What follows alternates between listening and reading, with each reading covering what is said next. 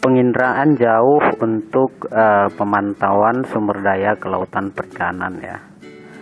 Sebenarnya sekarang ini sudah banyak sekali digunakan penginderaan jauh ini untuk pemantauan sumber daya kelautan.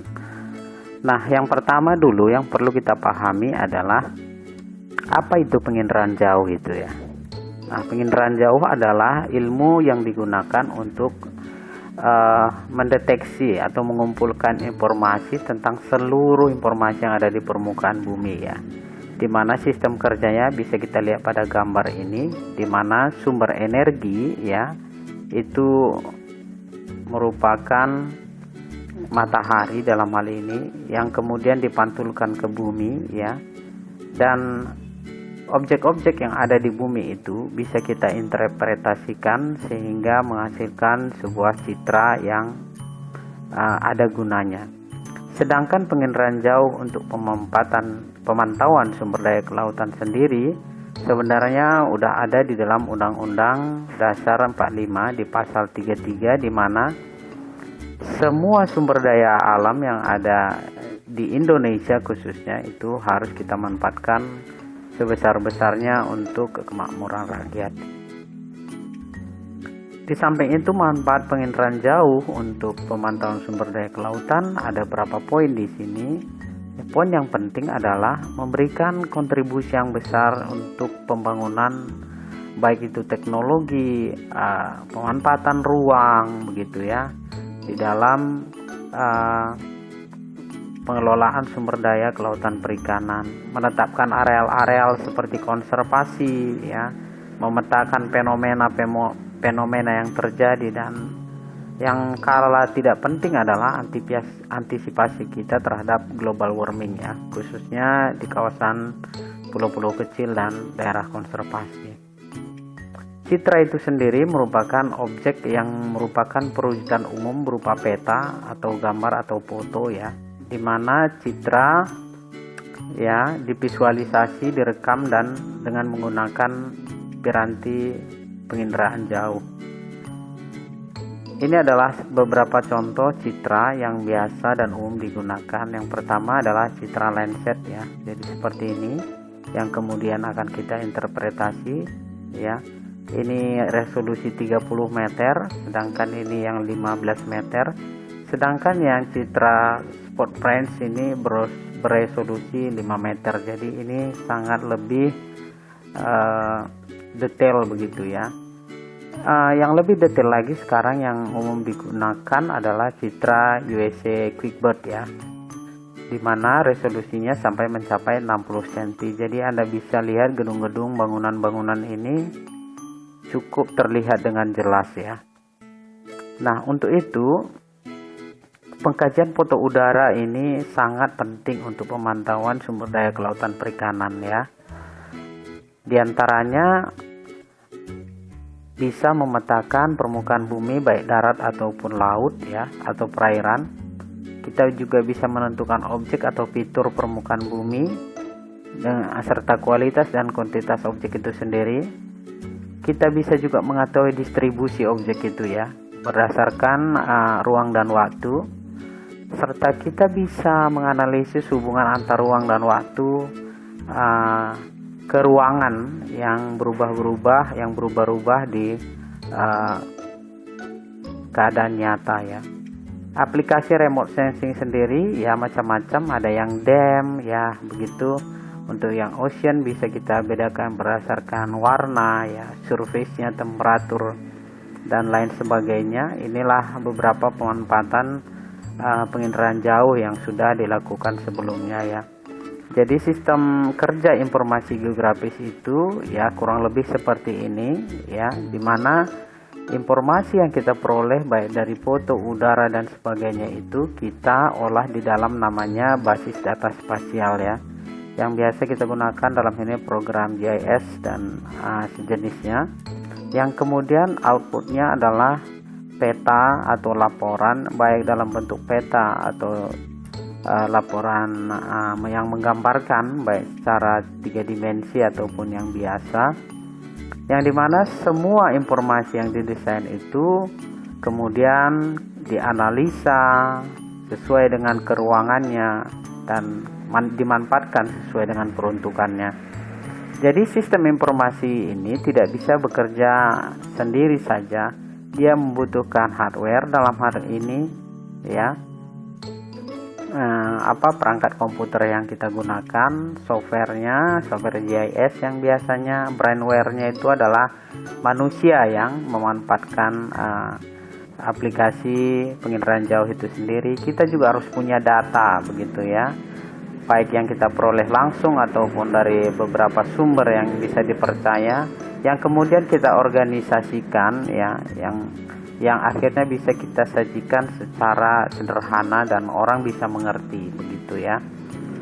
Nah, ini yang bisa tren teknologi geospasial sekarang ini, dia bisa memetakan yang sudah lewat, yang sekarang dan juga yang akan datang. Jadi bisa memprediksi apa yang terjadi dahulu, sekarang dan yang akan datang. Oleh karena itu penginderaan jauh ini memang sangat dibutuhkan di dalam pemantauan sumber daya kelautan ya.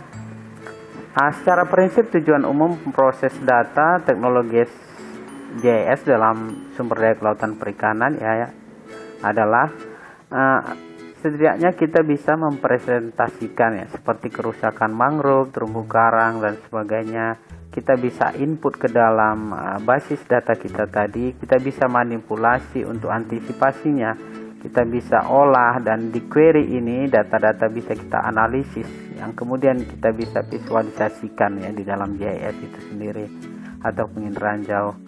Potensi yang akan kita petakan ya terkait dengan pemantauan sumber daya kelautan bisa berupa terumbu karang, lamun mangrove ya, pulau-pulau kecil, KKLD ini kawasan konservasi laut daerah begitu ya.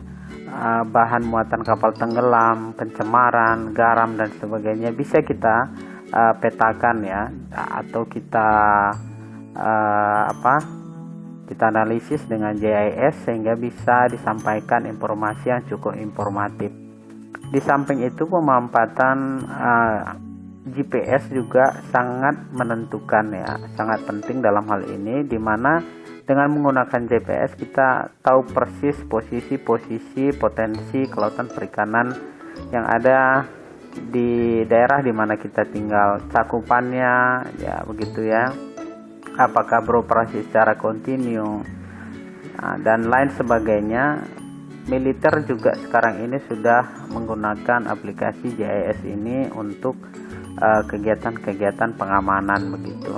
Nah, GIS dalam hal ini GPS juga memberikan informasi tentang posisi yang akurat, nah ketelitian yang cukup baik, kecepatan dan ketepatan waktu juga itu sangat menentukan, sehingga penggunaan GPS di dalam penginderaan jauh ini juga merupakan hal yang sangat penting ya. Jadi kita harus dilengkapi dengan GPS sehingga kita bisa memetakan potensi-potensi yang ada itu dengan lebih akurat. Di samping itu segmentasi GPS itu ada satelit yang kemudian dikirim ke sistem kontrol yang kita kemudian gunakan datanya menggunakan sinyal GPS, di mana kita dapat posisi, informasi, waktu dan sebagainya di sini. Nah, ini adalah sistem kerja GPS itu sendiri ya. Jadi penentuan posisinya kurang lebih seperti ini.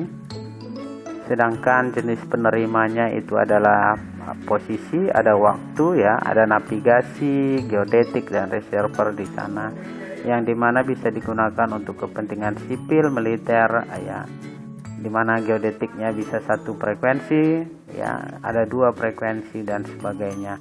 Aplikasi GIS di dalam dunia militer juga sudah banyak dipakai ya, di dalam pemetaan ya, geodetik, navigasi, transportasi ya, studi troposfer dan ionosfer ya, pemetaan tanah, fotogrametri ya, studi kelautan dan aplikasi olahraga kreatif lainnya juga sudah banyak menggunakan aplikasi penginderaan jauh ini sendiri ya. Nah, jadi begitu pentingnya lah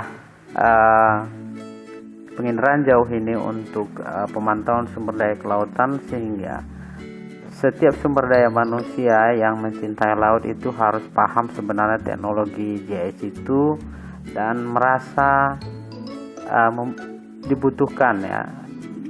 Mari kita sama-sama memanfaatkan teknologi ini untuk memetakan potensi-potensi sumber daya kelautan kita, baik yang dahulu, sekarang, dan masa yang akan datang.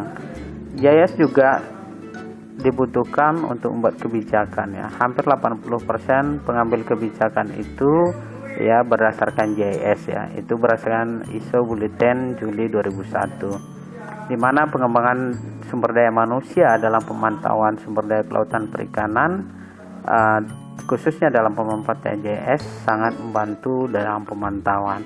Di dalam video-video yang lainnya saya akan jelaskan kepada Anda beberapa aplikasi penginderaan jauh yang sudah dan bisa kita manfaatkan, dan contoh-contohnya akan saya tampilkan pada video-video mendatang ya. Mudah-mudahan itu akan sangat membuka wawasan kita dan kecintaan kita ya, sehingga kita bisa memanfaatkan penginderaan jauh ini untuk pemantauan sumber daya kelautan perikanan kita di masa mendatang. Jaya terus laut Indonesia dan sumber daya ikan yang ada di dalamnya. Mari kita cintai sumber daya kita yang ada, dan mari kita manfaatkan juga penginderaan jauh ini untuk memantaunya. Demikian penjelasan kali ini, mudah-mudahan bermanfaat, dan terima kasih sudah menonton.